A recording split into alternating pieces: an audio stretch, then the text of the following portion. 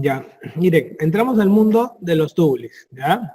En el caso de los tubulis, de todos, el más preguntado es el primero, túbulo contorno proximal. Se lo lleva de encuentro todititos, ¿ya? Todititos. Entonces, algo que quiero resaltar es que cualquier cosa que te pregunten que no sepas, marca túbulo contorno proximal. O sea, te lo digo porque es recontra rentable saberlo. Mira, y es fácil de estudiar, ¿ah? Hay una característica del túbulo contorno proximal. ¿Y esto se debe a qué? A que una vez que se produce el ultrafiltrado, el túbulo contorneado tiene una característica. Sus células, así. Sus células, todas trinchudas, recontra trinchudas. ¿Y por qué están recontra trinchudas? Porque tienen alto cepillo. Alto cepillo. Alto cepillo significa que al estar así, involucradas, todas trinchudas, el alto cepillo le da una cierta capacidad de poder reabsorberse en mayor volumen lo que venga arriba. Es como que tuvieran un pasto encima. Cuando tú, por ejemplo, pisas el pasto de un estadio, cuando hay un concierto, si no lo friegan el pasto, ¿sí? ¿Qué pasa cuando estamos ahí parados todo el día en el concierto y malogramos el pasto? Está todo planado, todo horrible, ¿no? Ya, eso ocurre, por ejemplo, cuando pasan proteínas grandazas y pueden tapar y dañar el cepillo, que normalmente deben pasar proteínas mínimas como la albúmina que se reabsorben. En cambio, acá lo destruyen. Esto, por ejemplo, se llama síndrome de Fanconi. Síndrome de Fanconi, que ocurre mucho en el mieloma múltiple, donde aumentan las inmunoglobulinas y te destruyen todo el cepillo. Y al destruir el cepillo disminuye la capacidad de reabsorción, porque algo que le caracteriza al túbulo contorneado proximal es su capacidad de reabsorción de tantas moléculas. ¿Ok? Es uno de los lugares más reabsortivos en moléculas. ¿Ya? Muy bien. Entonces, ocurren dos números. Existe el famoso 60 y existe el famoso 100. 100 quiere decir que el 100% de la glucosa, el 100% de los aminoácidos, el 100% de la albúmina se van a reabsorber. 60, ¿qué quiere decir? Que el 60% del sodio, pregunta de examen toda la vida, cada asterisco que yo ponga acá va a ser una pregunta de examen, ¿ya? Por eso que el Fénix está en túbulo contorneado, porque es demasiado preguntado. O sea, el tema mismo es demasiado preguntado. 60% de bicarbonato, 60% de agua. Miren la cantidad de preguntas independientes que vienen. Es bastante. ¿Ok? Es bastante. Entonces, hay que tomar en cuenta estos detalles. Entonces, el 100 y el 60. No debería haber glucosa, ¿no? No, pues no debería haber. Y debería reabsorberse, se debería reabsorber. De repente ese día te mandaste una comilona de aquellas y por ahí se filtró glucosita, pero se reabsorbe rápido. ¿Cuándo la glucosa se pasaría a las demás vías o a los demás túbulos? Cuando se supere el famoso dintel renal. ¿Cómo es el dintel renal? Claro, cuando es más de 180 en sangre, exacto.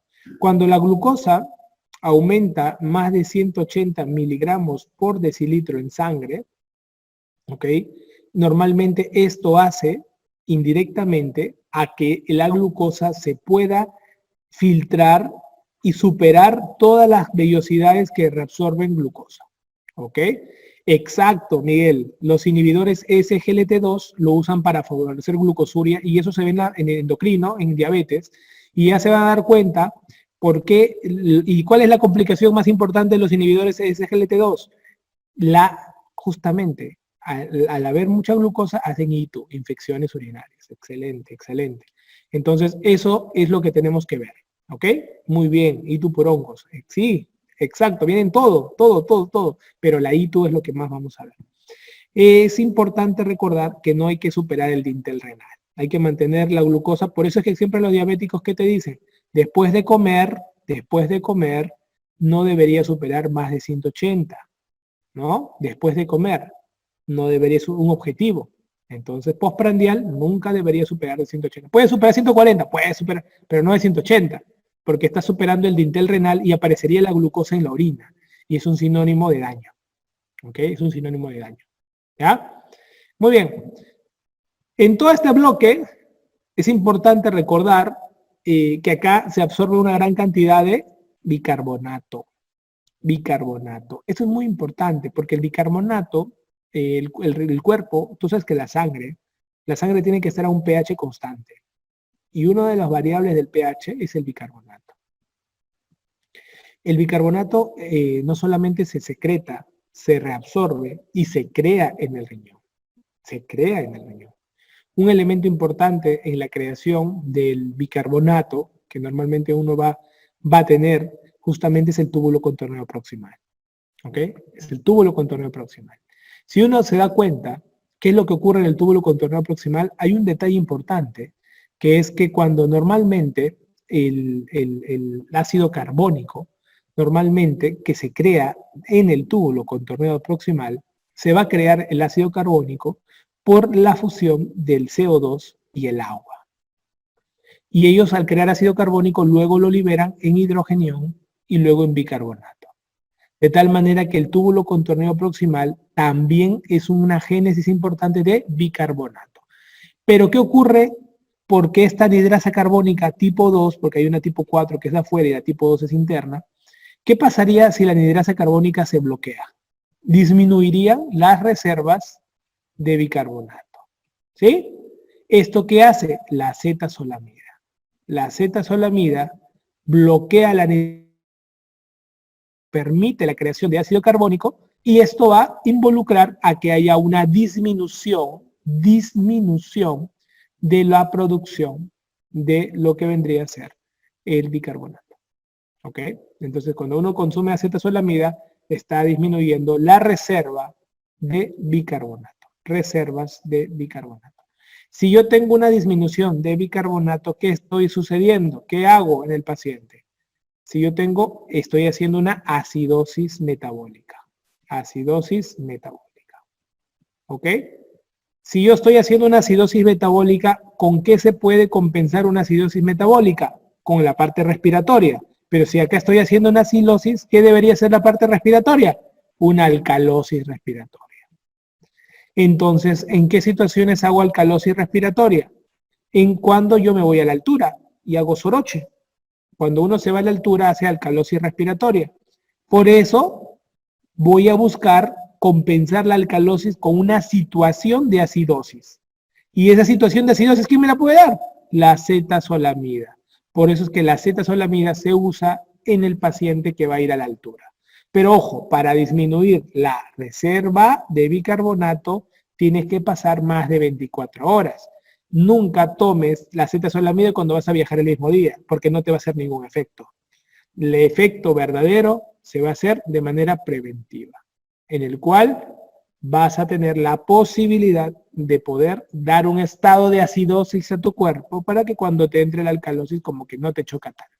La efectividad de la acetazolamida gira en torno al 60%. 40% de los pacientes les llega, igual se mandan su buitreada y no pasa nada. En cambio, un 40% más o menos podría en alguna medida ayudarte. Así que no es que también le eche la culpa a la acetazolamida. Tú también tienes parte de culpa aquí. Y parte importante de culpa. ¿Ok? No lo usamos como diurético. Así verdadero, como diurético para que nos haga orinar, no.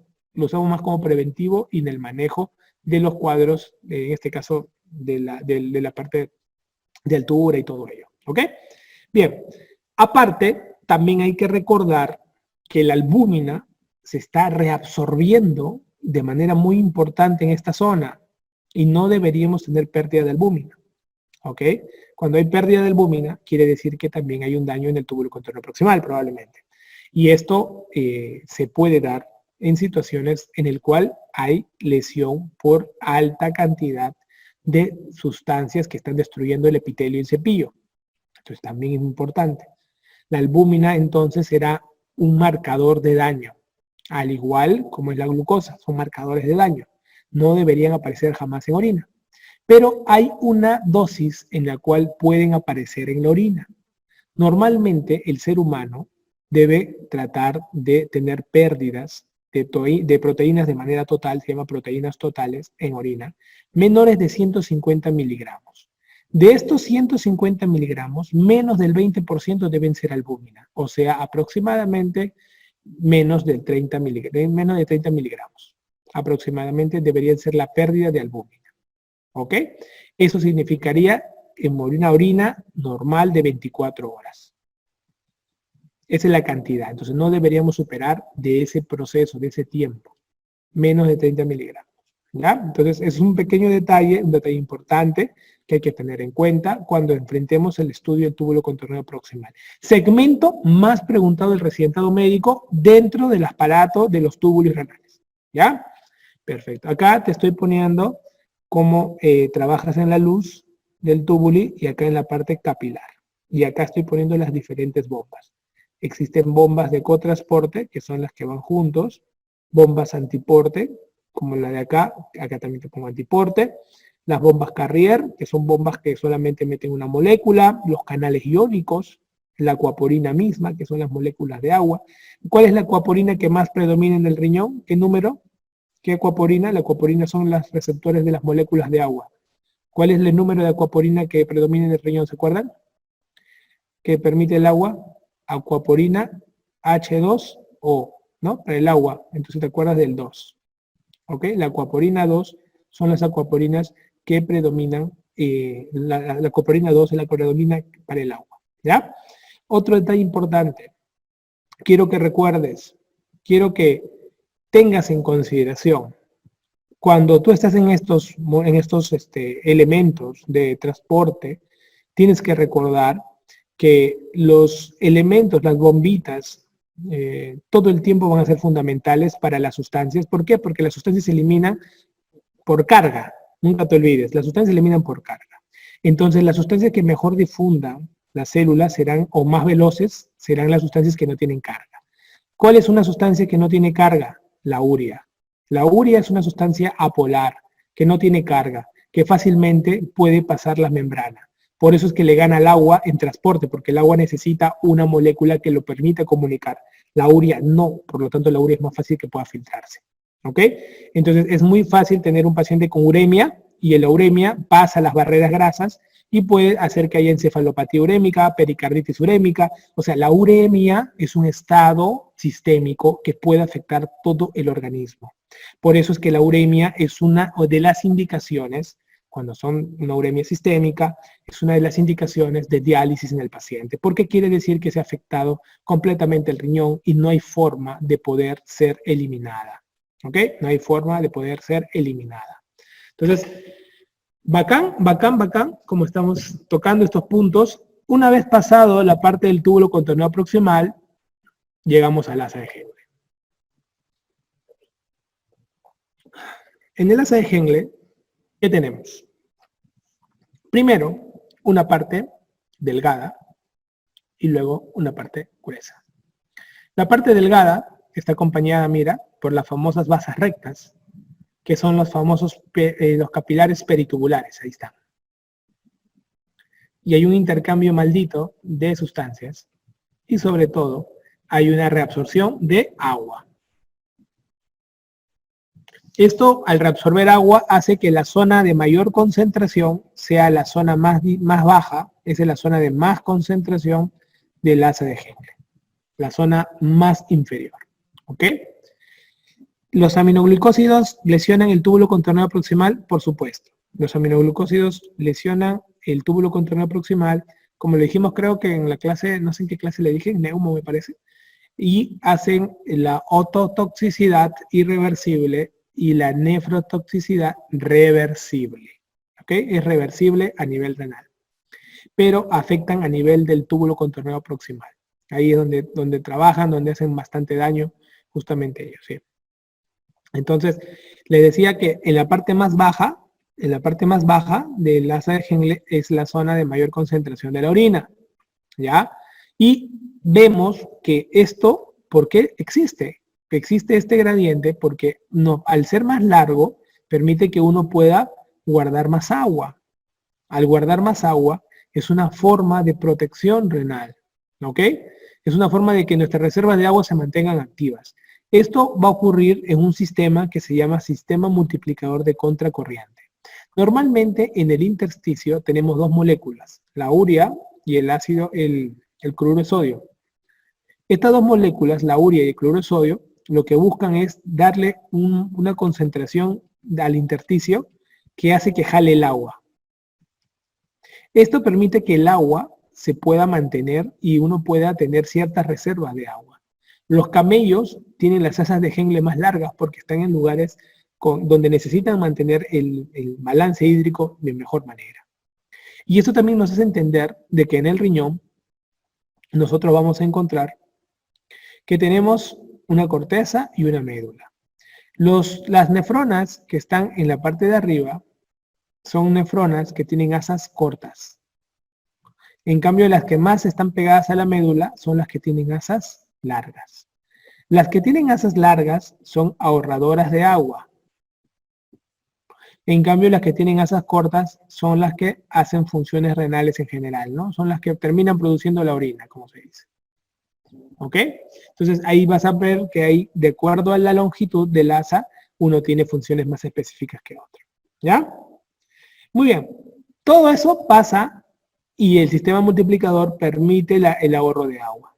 ¿Ok? De contracorriente. Y el lugar de mayor concentración miliosmol de orina es en esta zona. Ya llega recontra deshidratado. Entonces, como están predominando las moléculas y se han perdido muchas moléculas de agua, entonces ahora comienza a subir el asa gruesa. Acá encontramos impermeabilidad del agua, ya no entra el agua, sí se sigue reabsorbiendo cloruro de sodio y llama la atención la reabsorción de dos moléculas, yodo y magnesio. Yodo y magnesio. El yodo y magnesio comienzan a reabsorberse en la asa de Henle. ¿Ya? Cuando suben acá, tenemos moléculas, electrolitos, pero no pueden reabsorberse las moléculas de agua. Chocan y no pueden reabsorberse las moléculas de agua. ¿Ok? Entonces, en este proceso se va a reabsorber 2-cloro sodio potasio. Se reabsorben las moléculas electrolíticas. Moléculas electrolíticas. ¿Ok, chicos? Moléculas electrolíticas. Entonces, esta es la bombita que permite la reabsorción de la parte electrolítica. ¿Ya? Acá vemos 30% del filtrado de sodio. 30% del filtrado de sodio. Miren, ya el sodio casi se está absorbiendo por completo. Hemos hecho 60 casi en el contorneo proximal y acá estamos con 30. Ya estamos en el 90 de sodio. Todo lo demás será distintas proporciones de ese porcentaje. ¿Sí? Esta zona, así como esta era la zona concentradora, esta zona es la zona dilutora. ¿Ya? Y vamos a ver que el primer mecanismo que se pierde en las enfermedades crónicas, sobre todo, es la concentración. ¿Qué es lo primero que tú pierdes en una clase? La concentración. Igualito el riñón, lo primero que pierde es la capacidad de concentrar. ¿Ya? Concentrar. Ahora, si acá se reabsorben los electrolitos, como el 2-cloro sodio potasio, también van a actuar, ¿qué cosa? Diuréticos. Y estos diuréticos, ¿qué hacen? Buscan que no se reabsorban estos electrolitos, haciendo de que se pueda orinar de tal manera que aumente la diuresis. ¿Sí? Bien. Esto es importante. ¿Por qué? Porque aparte del 2-cloro sodio potasio, también va a reabsorberse el calcio. ¿Y qué ocurre? Que la furosemida, cuando actúa bloqueando esto, también estimula de una u otra manera que se bloquee el calcio, haciendo la furosemida no solamente que sea el diurético que más hipocalemia hace. ¿Cuál es el diurético que más hipocalemia tenemos? La furosemida. Pero también hace hipocalcemia. Al hacer hipocalcemia, el paciente entra en un estado de osteoporosis. Por eso que los pacientes, antes de que pasaba, los años 80, los años 90, se popularizó el uso de furosemida en los Estados Unidos y la gente comenzaba a consumir furosemida antes de ir a una boda para que le entrara el vestido. Y cuando pasó esa generación, póngase que se tiraron 10, 15 años haciendo esa tontería, hasta que comenzaron a salir los casos de hipocalcemia asociada al uso de furosemida, ¿no? Y después comenzó a venir una ola maldita de osteoporosis, tanto así que salieron las máquinas de densitometría, se volvieron famosas, es en cantidad, fue el ocaso. Y nos dimos cuenta que habíamos pasado desapercibido el mecanismo que permitía también la reabsorción de calcio en el túbulo contorneo proximal. ¿Sí? Son pequeños detallitos que uno va a mirar. Entonces, así pasaste el asa de Henle. Luego, acá miren, acá es una foto nada más del sistema multiplicador de contracorriente. Acá vemos que la orina empieza isotónica, luego hace una orina hipertónica, pregunta de examen, la hipertonía se da en el asa de Henle, en la parte más inferior. Luego sigue hipertónica, acá ya se reabsorbe las moléculas y se convierte en hipotónica. En el asa distal hacemos que es hipotónica y en el colector nuevamente vuelve a la hipertonía, porque acá se reabsorbe bastante agua. Entonces, la orina pasa por 3 momentos distintos. Es isotónica al inicio, es hipertónica al intermedio y termina siendo hipertónica. Entonces, la orina, ¿qué quiere decir? Que tiene un predominio hipertónico. Es mucho más fácil concentrar para el riñón que diluir. Eso es importante. Por eso que su principal mecanismo es concentración y es el mecanismo que se falla o se pierde cuando hay enfermedades renales crónicas. ¿Ya? En el túbulo contorneo distal, la molécula llega y el túbulo contorneo distal tiene 2 espacios, 2 momentos. Tiene una parte inicial, proximal, y tiene una parte distal propiamente dicha. ¿Ya? Cuando a nosotros nos preguntan en los exámenes, nos hablan de la parte distal del túbulo contorneo distal. ¿Ok? Pero tiene, siendo el túbulo contorneo distal, tiene una parte proximal y tiene una parte distal. ¿Ok? Ustedes tienen que saber las cosas como son, pero luego les damos los truquitos para el examen.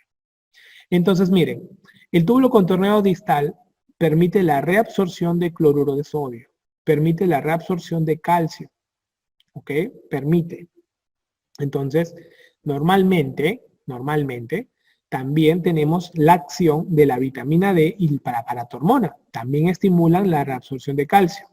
No se olviden ustedes que en el túbulo contorneo proximal, acá, le vamos a agregar también, ¿qué cosa?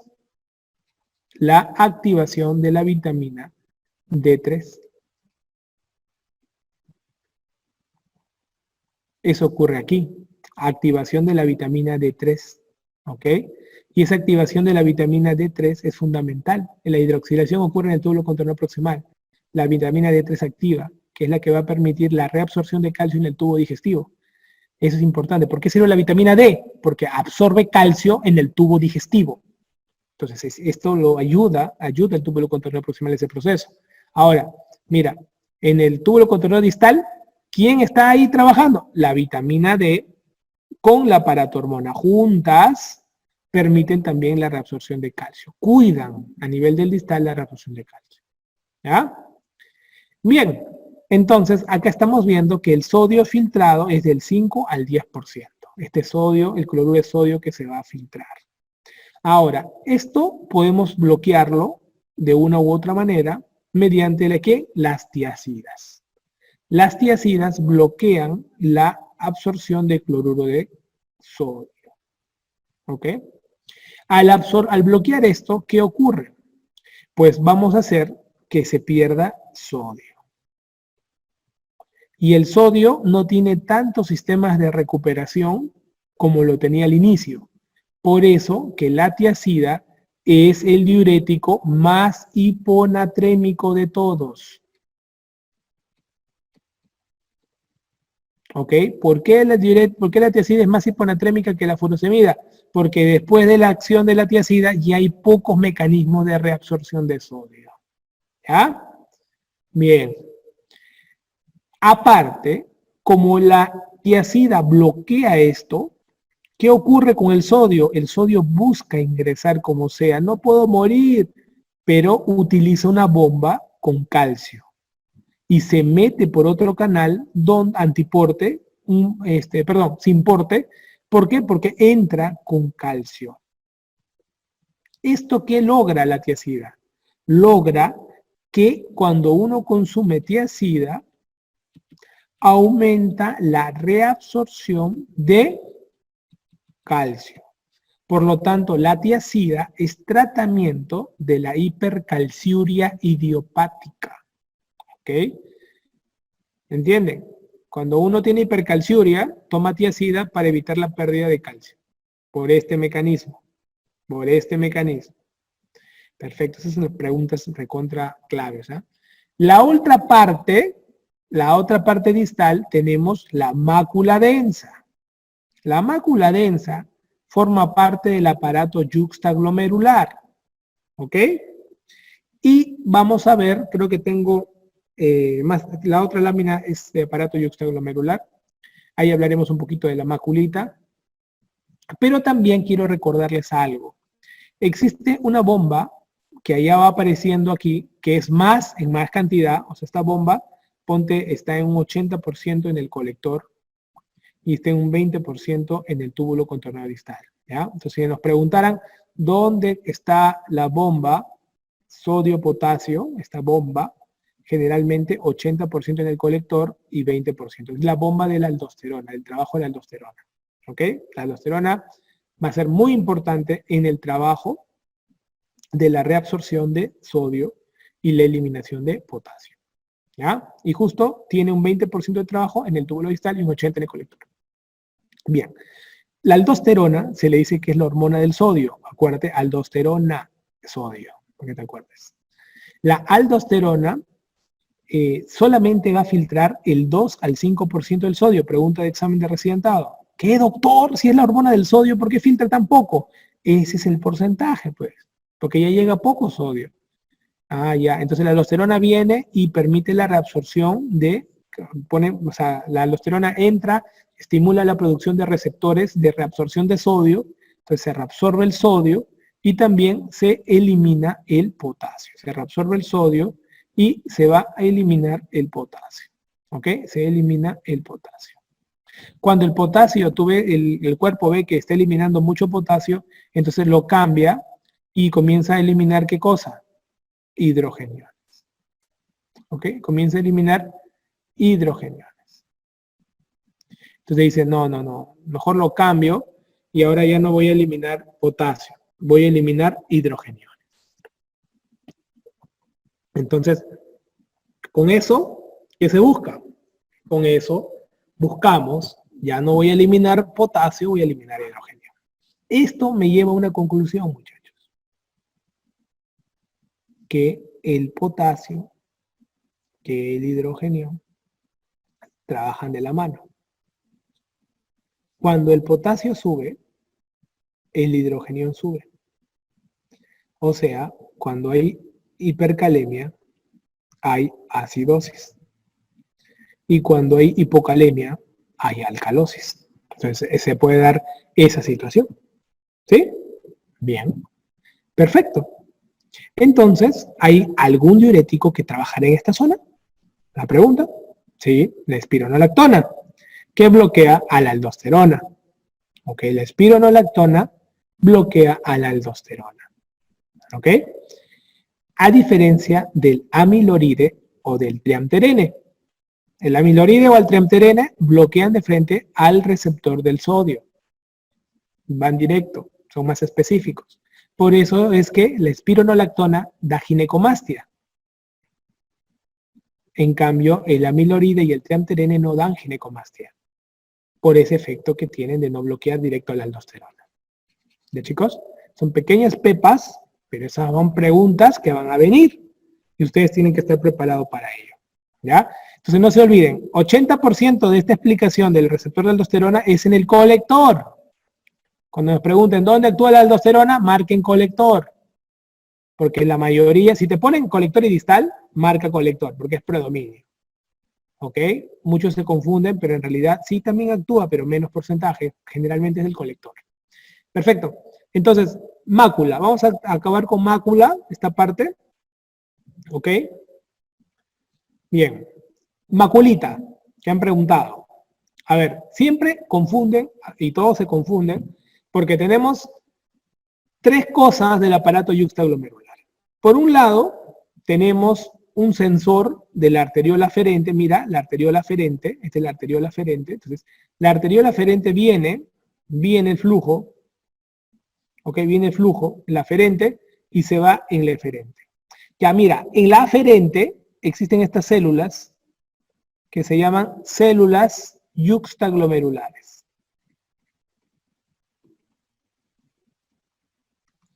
Estas células, como están pegadas a la arteria, van a sensar presión, porque están pegadas a la arteria. Entonces, cuando alguien venga con baja presión, así, la que sensa es esto. Ahora, ¿qué sustancia botará la sangre aprovechando que estás ahí pegado al vaso? Una sustancia, la renina. Entonces, ¿quiénes producen la renina? La célula yuxtaglomerular, aprovechando que está pegado al vaso. Y está la sangre ahí. Bota renina. ¿Ya? Otra, tenemos estas células, mira, que han preguntado, ¿qué son estas células? La mácula densa. La mácula densa, que así se ve, por eso se ve en microscopía, se ve así, por eso que está otro color, ¿no? Mácula densa. Y estos verdes que están acá, ¿qué es? El mesangio.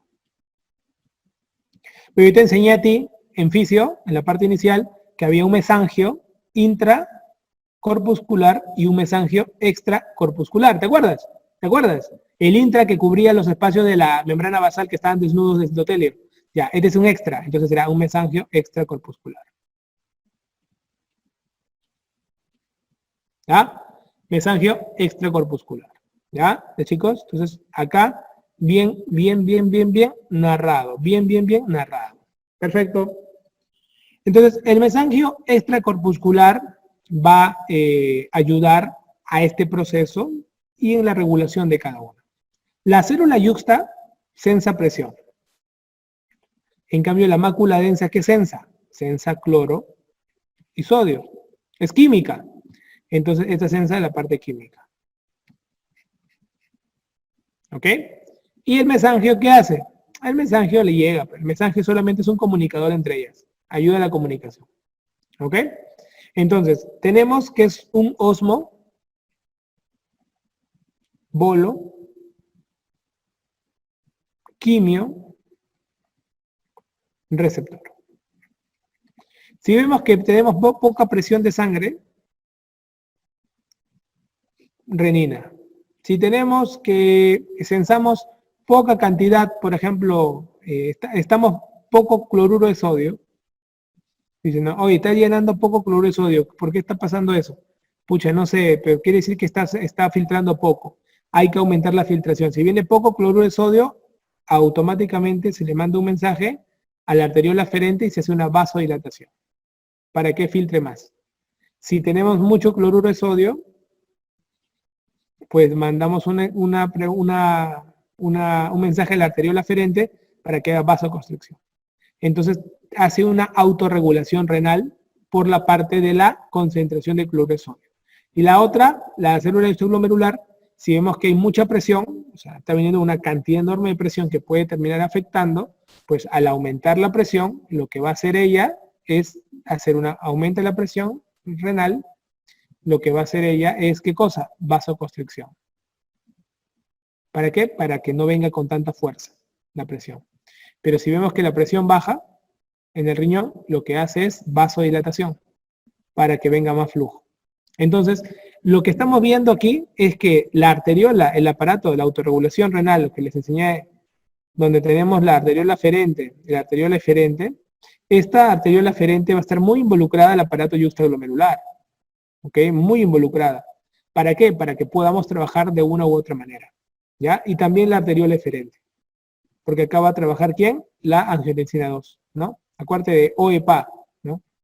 Entonces acá tenemos la parte de acá y la parte de acá. ¿Ok? Entonces, en los mediadores de la mácula densa generalmente está involucrada la adenosina. Involucrada la adenosina. Como uno de los mediadores dentro de la mácula densa y todo el sistema. ¿Ok? Entonces, esta es una forma de protección que hace el riñón para no verse perjudicado. Siempre se va a cuidar. Si hay mucha presión se cierra, si hay poca presión se abre. Si hay mucha concentración de sodio que está filtrando, entonces cierra un poco para que filtre menos. Si hay mucha concentración de cloruro, generalmente se tiende a cerrar para que no se filtre. Y si tiene poquito, se abre para que filtre más. O sea, siempre es un juego así. Siempre hay algo, si llega poco, ábrete. Si llega mucho, ciérrate. Una cosa así. Pero esta es la forma como deben trabajar. Y el mediador es el mesangio. Cuando el tema del mesangio, cuando el mesangio se involucra más, cuando necesitas una vasoconstricción potente. ¿Por qué? Porque el mesangio tiene actina y miosina y permite el cierre de todo el bloque. Si tú necesitas la vasoconstricción aumentada aún más, tienes que disminuir. quieres disminuir la tasa de filtrado, porque te está sacrificando, el mesangio entra a tallar. ¿Y qué hace el mesangio? Ayuda, al contraerse, ayuda a cerrar todo este bloque y termina disminuyendo el filtrado glomerular. Entonces, el aumento de la contracción del mesangio va a terminar influyendo en un aumento en una disminución del flujo del filtrado glomerular. ¿Ya? Entonces, son detalles importantes, pero normalmente están bien interrelacionados en sus mecanismos. ¿Ok, chicos? Perfecto. Y la última parte es el colector. El colector, lo que va a pasar con el colector es que es una zona donde predomina el juego del agua. 20 litros de agua normalmente llegan al colector. ¿Ok? El colector, vamos a ver nosotros, que tiene unas células características que son las células principales y las células intercaladas, que fueron preguntas de residentado médico, ¿no? ¿Dónde están las células intercaladas? En el túbulo colector, ¿no? Pregunta de residentado médico. Es importante recordar que la zona del colector tiene una parte diferenciada en un túbulo colector cortical y un túbulo colector medular. El cortical predomina la aldosterona, ¿ok? Es muy importante esto. Y en el túbulo medular, generalmente vamos a ver que predominan las acuaporinas. ¿Ok? Importante tomar en cuenta esto. Pregunta de examen. ¿La aldosterona dónde trabaja? Túbulo colector, cortical. La hormona antidiurética, ¿dónde trabaja? En el túbulo colector medular. ¿A través de qué? De las acuaporinas. ¿Ya? Para cerrar una pepa, en la hormona antidiurética, normalmente se va a producir mayoritariamente en los núcleos supraópticos hipotalámicos. ¿Sí? En cambio, los paraventriculares van a producir oxitocina. La mnemotecnia es sapo. Te lo digo porque muchos se equivocan. ¿Ya? No sopa, sapo. Porque algunos se equivocan con sopa para que, pues es que como que tú dices, pucha, supraóptico, oxitocina, no. Supraóptico, antidiurética, paraventricular, oxitocina. ¿Ya? Tienes que ser sapo tú, ¿no? Tienes que ser sapo para que te acuerdes. ¿Ya? Entonces, acá vamos a observar que va a haber absorción de agua, va a haber absorción de urea, fundamental, porque acá comienzan los grandes buffers del riñón, y también va a haber un juego de unas bombas que van a permitir la reabsorción de potasio y la secreción de hidrógeno. Acá ocurre una bombita antiporte interesante que permite un juego, y esto se va a ver involucrado en algunas patologías que ya vamos a ver. Y acá también vemos bombitas claves de trabajo de la aldosterona, permite la reabsorción de sodio y la eliminación de potasio. ¿Ok, chicos? Entonces, de tal manera que acá vemos involucrado normalmente la concentración y volumen final de la orina. Todo esto termina en este proceso. Ya de manera fina, ya valoras lo que es la concentración y volumen de la orina. ¿Ok, muchachos?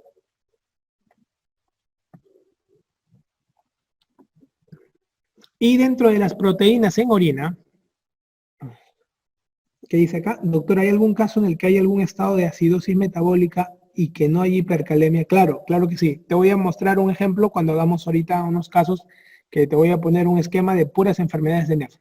Pero sí existen. Y esas son algunas situaciones paradójicas, pero existen en medicina.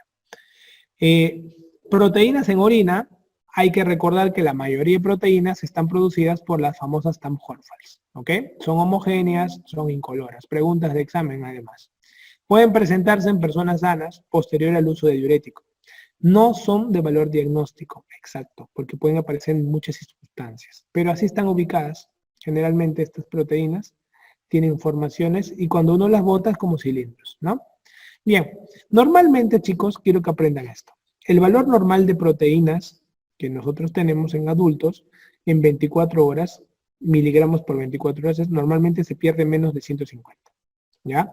Para hablar de proteinuria, hablamos de mayor o igual a 150. Ya dices alguna proteinuria, ¿no? Y para hablar de proteinuria en rango nefrótico, tú tienes que hablar que es más de 3.5 gramos o más de 3.500 miligramos. ¿Ya? Son tres primeras variables que quiero que aprendas con respecto a los términos. Esto es con respecto al valor de orina en 24 horas de las proteínas. Con respecto a lo que es albúmina, ¿ok? Entonces ahora estudias albuminuria en miligramos por 24 horas. Valores normales es de 2 a 30 miligramos por 24 Microalbuminuria se considera de 30 a 300 miligramos y macroalbuminuria más de 300 miligramos en 24 horas. Entonces tienes que saberte estos términos y también tienes que saberte estos términos. Porque cuando yo hable más adelante de síndrome nefrótico, hablaré de proteinuria rango nefrótico. Cuando hable de síndrome nefrítico, diré proteinuria secas. Cuando hable de daño de nefropatía diabética, hablaré de microalbuminuria. Tú ya tienes que saber de qué estoy hablando. ¿Sí, chicos? Tienen que ya estar, como se dice, ya familiarizados con el término. ¿Ok? Y con respecto a los diuréticos, doctor, la verdad que yo tengo un problema, doctor. Siempre que prendo diuréticos, no puedo memorizármelos, pero doctor, son un montón, ¿no? Y la verdad que tengo que aprenderme las consecuencias de los diuréticos, es muy complicado, no te preocupes. En esta diapositiva vas a aprender todo lo que tienes que saber de diuréticos, absolutamente todo lo preguntable, preguntado, y además lo que tienes que dominar de R1. Vamos a ver acá. Mira, todos los diuréticos, todos, ¿ya? Vamos a, acuérdate, acetazolamida, ¿qué más dijimos? Furo, ¿no? Furosemida, las tiacidas, la espironolactona, ¿no? Amiloride, triamterene, ¿ok? Todos, hasta el manitol, que es un maldito, manitol, o sea, toda esta vaina, en la vida real, ¿tú qué usas en los hospitales? Usas furosemida, usas tiacida, espironolactona. Esas usas tú en muchas enfermedades, no solamente en muchas enfermedades, ¿ya? Las complicaciones y los eventos que van a hacer, vas a ver cómo son, mira. Hiponatremia, todos hacen hiponatremia. Todos de alguna manera hacen hiponatremia. Menos, ¿quiénes, doctor? ¿Quiénes al menos no harían tanto? Los acuaréticos. Los acuaréticos, ¿ok? Los acuaréticos, esos son los acuaréticos.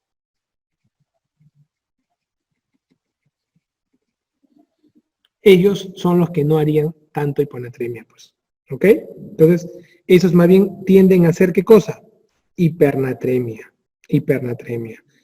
Estos lo que buscan es hacer que orines muchos, de tal manera que al orinar mucho es hipernatremia. ¿Quiénes son ellos? Los baptanes, ¿no? Baptanes, como el tolvaptán, por ejemplo, ¿no? Los acuaréticos entonces están acá, como el tolvaptán. Después todos los demás tienden a la hiponatremia. ¿Cuál es el que más hiponatremia hace? Más hiponatremia. La tiacida.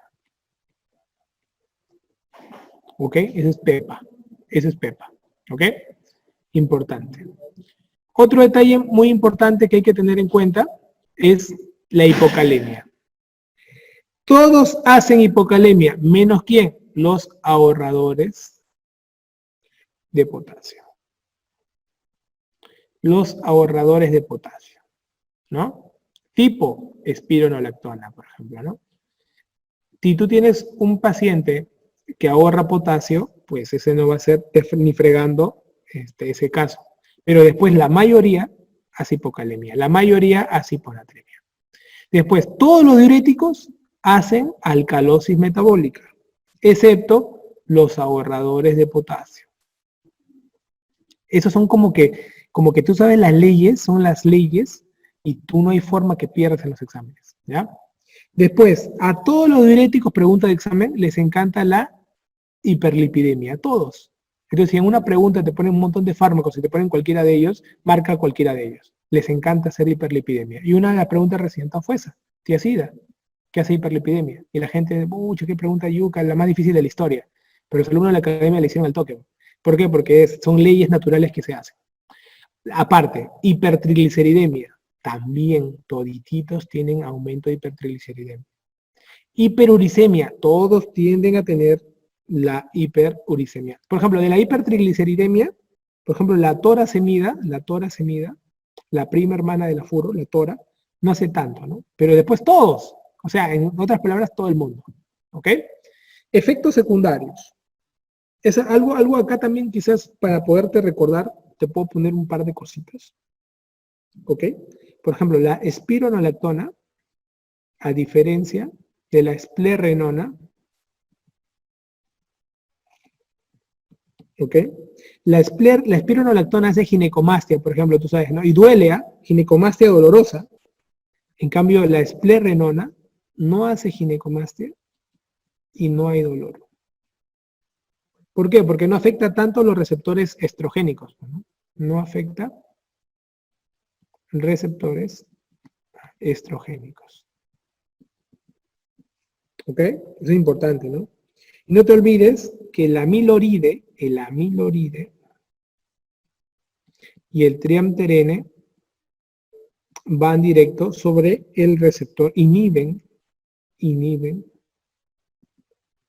de frente al intercambiador de sodio. Inhiben directo, de tal manera que tienen un mejor efecto que el espiro, que bloquea la aldosterona. ¿Ya? Entonces, eso es muy importante que ustedes recuerden. Ahora, si hacemos un mapita, hacemos así un mapita, acá voy a ponerte disminuyen, y acá te voy a poner aumenta. Por ejemplo, los diuréticos disminuyen la presión arterial. Disminuyen el sodio. Ya tú sabes quién, ¿no? Salvo, ¿quién? Los acuaréticos. Incluso otro también, ¿sabes quién? Acá te puedo agregar. Los osmóticos, como el manitol. ¿Ok? ¿Disminuyen quién? El potasio. ¿Disminuyen quién? El calcio. ¿Salvo quién? Tú sabes, ¿ah? Salvo la tiacida, pues porque la tiacida, ¿qué hace? Aumenta el calcio. Aumenta el calcio en la sangre. Todos los demás disminuyen en la sangre. ¿Ya? ¿Aumenta qué cosa? El ácido úrico. Todos. Aumentan los lípidos. Tú sabes que la tiacida es la que más. Aumentan todo, la glucosa. También aumentan la glucosa. ¿Ok? Aumentan la glucosa. ¿Y aumentan qué cosa también? El pH. Hacen alcalosis, pues. Aumentan el pH. Salvo los, ¿quién? ¿Quiénes son los únicos que disminuirían? Salvo los inhibidores de la anhidrasa carbónica y los ahorradores de potasio. Chicos, en esta diapo acabamos de poder hacer las preguntas más yucas que pueden existir en cualquier examen, en cualquier, sea MIR, STEPS, en ACON, en ART, todas. O sea, no, como, esta es una forma de estudio bastante estratégico que les permite a ustedes cuando aprendan grupos farmacológicos, no aprendan independientemente los grupos farmacológicos. Por algo se llaman familias. Las familias tienen cosas buenas y cosas malas y cosas particulares. Tienes cosas. Cosas buenas, pues todo el mundo lo va a saber cuando estudie una indicación de una enfermedad. Pero lo que no te gusta aprender de ti son las cosas malas, ¿no? A ti te gusta aprenderte las cosas buenas de la vida, pero tu naturaleza no te hace estudiar las cosas malas. Pero quien aprende a dominar las cosas malas es el que termina teniendo mejores resultados. ¿Por qué? Porque trabaja sobre su probable error. Por lo tanto, sus resultados son más óptimos. ¿Ok? Y las cosas particulares son como las que te señalo, ¿no? Algunas cositas particulares que es, pero es distinto, ¿no? Cómo lo enfocas. No es de paporreta, que es la forma menos estratégica y de memoria que puedes potenciarte. Entonces, esa es la idea cuando tú estudias cualquier cosa en la vida. Apréndete a estudiar grupos farmacológicos con complicación, con indicaciones parecidas, con complicaciones parecidas, agrúpalos de acuerdo a su comportamiento y de manera estratégica las vas a poder responder. ¿Ok, chicos? Muy bien. Mecanismos reguladores, los buffers. No te olvides, líquido extracelular, líquido intracelular, hueso, orina. ¿No? Sistema buffer más importante del sistema de líquido extracelular, bicarbonato. Pregunta examen. ¿Ok? Bicarbonato. Luego, hemoglobina. Proteínas plasmáticas, fosfato. Otra, líquido intracelular, más importante, fosfatos. ¿Ok? Importancia mayor, fosfatos. Han preguntado fosfatos y proteína. Hueso, carbonato de calcio, y la orina. Sistema más importante es buffer, fosfatos. Sistema, fosfatos. Pregunta de examen también. Permite la acidez titulable. Segundo grupo importante de buffer, pregunta de examen, amonio. En Perú no lo han preguntado, en los STEPS les encanta preguntarte amonio, entonces tienes que recordar fosfato de frente, buffer más importante, segundo buffer, amonio. ¿Qué ocurre? Que en la luz del tubuli, normalmente nosotros tenemos NH3 y el NH3 amoníaco se une con hidrogenión y esto forma amonio. Pero cuando se forma amonio, el amonio no puede volver, se queda afuera. Por eso es que es una forma de eliminación del amoníaco, como ion amonio. Ese es el segundo buffer más importante del riñón, luego del sistema fosfatos. Luego del sistema fosfatos. Entonces, te van a preguntar esto en orina. ¿Ok? Primer sistema más importante, segundo sistema más importante. ¿Ok? Pues normalmente todos manejamos lo que es bicarbonato, porque está en la sangre. ¿Ok? Está en el pH, está en la fórmula. Entonces no hay forma. Pero tienes que recordar ese pequeño detalle. Acá finalmente hay un gráfico que nos permite hacer un razonamiento fisiopatológico de las enfermedades más importantes del riñón. Es un razonamiento fisiopatológico de las enfermedades más importantes del riñón. Acá tenemos, en primer lugar, te he puesto 7 bombas que quiero que recuerdes. ¿Ok? 7 bombas. Acá hay una bombita, por ejemplo, que la podemos estimular. La podemos estimular. Por ejemplo, en la secreción inadecuada de hormona antidiurética. ¿Ok? La podemos estimular. Perfecto. Y cuando tú estimulas esto en una secreción inadecuada de hormona antidiurética, puedes ocasionar ¿qué cosa? Hiponatremia. ¿Ok? La bombita de receptor de ADH, si estimulas mucho la bombita de ADH, puedes lograr hacer hiponatremia. Hiponatremia con líquido extracelular normal, ¿no? Que es pregunta clave también. ¿Qué pasa si esta bombita la bloqueamos? Generamos la diabetes insípida. La diabetes insípida. ¿Ok? Acuérdate que tenemos diabetes insípida central y nefrogénica. Central y nefrogénica. ¿Ok? Lógicamente, este proceso de diabetes insípida, el bloqueo, es cuando también tú lo logras, cuando utilizas, o sea, cuando también logro bloquear, cuando uso los baptanes, como el tolvaptan. ¿Ok? Y en este caso hago una hipernatremia. Hipernatremia. ¿Por qué? Porque orino mucho. ¿Ok? Perfecto. Luego tenemos otra bomba que te he enseñado yo.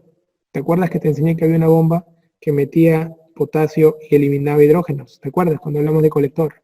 Perfecto.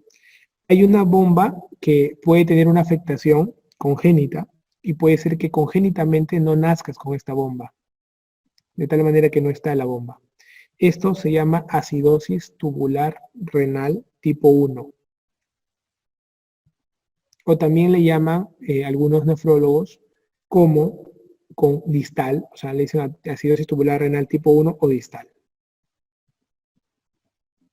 Generalmente es congénita. Entonces, ¿qué ocurre? Al no estar, estos son los pacientes que vayan con acidosis, como me pregunta Miguel, por ejemplo, me ha hecho ahorita una pregunta Miguel Pinedo. Entonces, esos son los pacientes, justo que tú me preguntas, que van con acidosis, con potasio bajo. PEPA, esta es pregunta de ranking. La pregunta que hizo Miguel es pregunta de ranking. Doctor, ¿habrá acidosis con potasio bajo? Claro, en la acidosis tubular renal tipo 1 distal. Tú respondes eso y ya estás rankeando, ya estás entrando al proceso de pelear puntajes altos, porque estás hablándome de que estás haciendo ¿qué cosa? Razonamiento, no estás paporreteando. En medicina no existe paporreteo. Existe por un rato, pero para la vida no. ¿Ya? 3, como es ave fénix, vamos a llevarlo más abajo. Hay que ponerlo acá, ¿ya? 3. Pregunta, sí, ¿no? ¿Qué pasa si tú estimulas la bomba de la aldosterona? La bomba de donde trabaja el sodio y potasio, que es esta bombita, ¿no? Que tú metes, ¿qué metes? Metes sodio ¿Qué botas? Botas potasio. Trabajamos harto esta bomba. Si la estimulamos, ¿qué producimos? Producimos hiperaldosteronismo. Pregunta de residentado médico del año pasado. Paciente con hipertensión arterial y potasio bajo. ¿Qué están preguntándote? Hiperaldosteronismo, respuesta. La rompían los chicos, la destrozan, esperando examen. Otra, Little. ¿Qué hace Little? Congénito. Lo mismo. Es una forma de estimulación de esta bomba. El síndrome de Little. Y si está inhibida la bomba, hipoaldosteronismo. Hipoaldosteronismo. ¿Qué enfermedades? Addison.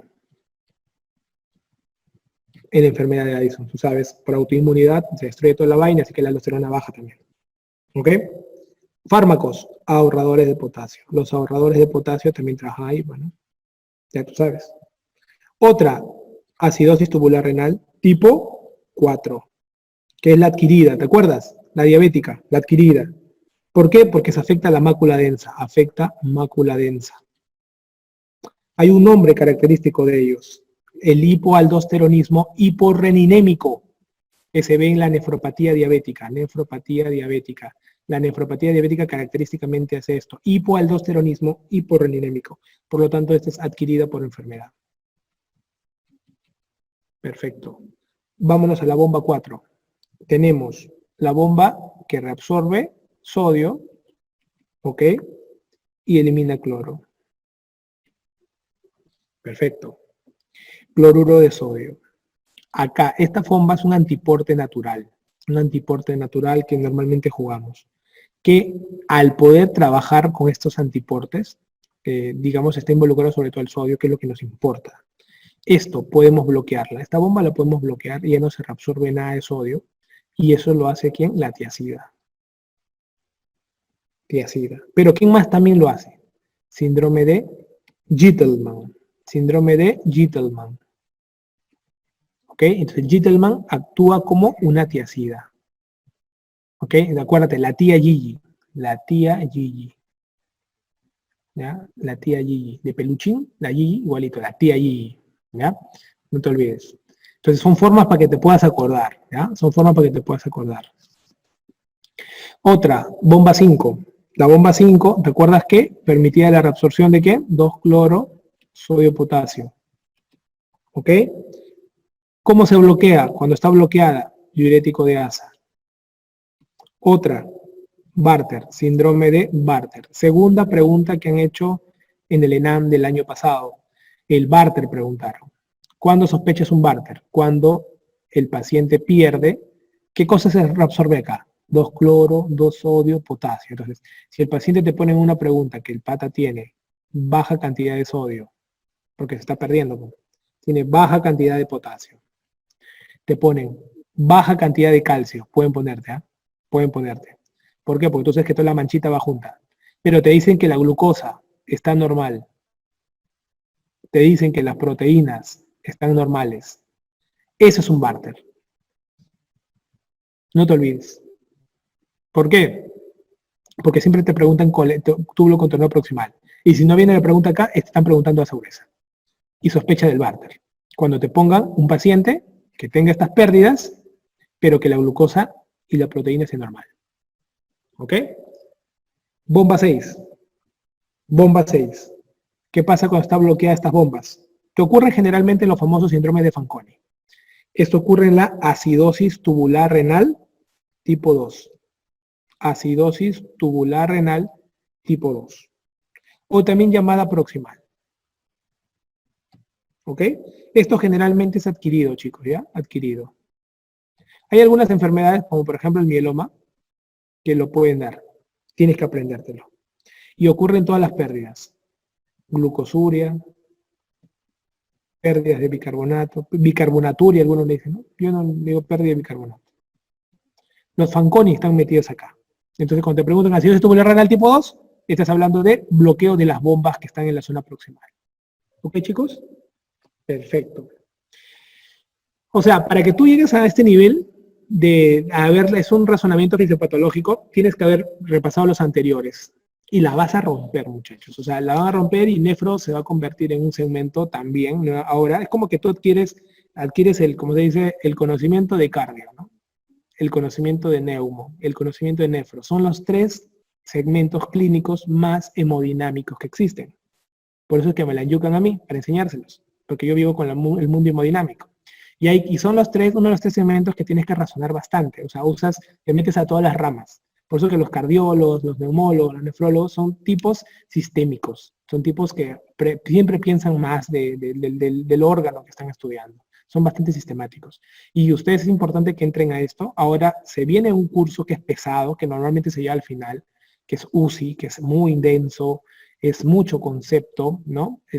Pero con los conceptos que ya van teniendo en cardio, en neumo, en nefro, van a poder sacar. Con que se acuerden un 20% de la clase de UCI y de los conceptos más importantes es suficiente, porque muchos de ustedes están trabajando en ambientes de UCI, ambientes COVID, y tienen que tener en cuenta muchos conceptos y preguntarle al profe todo ello. ¿Ok? Ese es el fin de poder hacer esta interacción en vivo y poder que ustedes le puedan aprovechar estos detalles, ¿no? Entonces, es importante esta parte de razonamiento fisiopatológico, ¿ya?